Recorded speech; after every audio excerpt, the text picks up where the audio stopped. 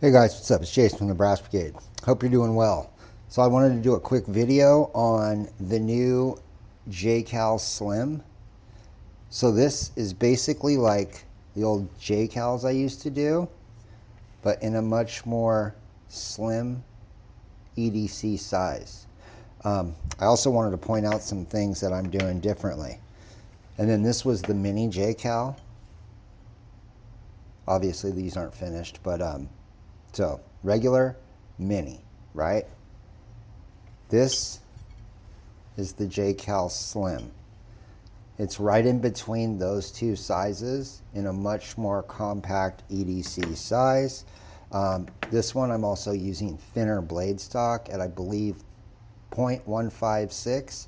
So it's just over 1/8 of an inch thick, but not 3/16 of an inch thick like those were. Quite a bit different.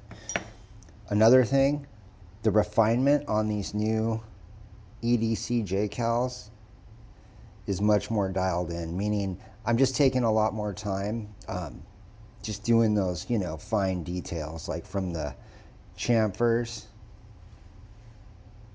to the G choil. I don't know if you guys ever noticed that, but when you see those sharpening choils, I try to make them look like a G. And check this out. Whenever you see a Warney or a Warncliffe blade and you see it has that chamfer on the top but no swedges, the reason I do that is it sort of makes a coffin shape. See that? So anyways, the J-Kal Slim, much more refined J-Kal. I'm actually hand sanding these on a granite block. That's why they'll be perfectly flat. I used to do that to the older ones, but I'm just taking a little bit more time on these ones. Definitely a more refined everyday carry knife. These were more for like, I would call them traditional camp knives, glove box knives, backpack knife, something you just have with you that you can basically, use as a little pry bar or little chopper. These are going to be more for those Amazon packages, right? Everyday carry knife.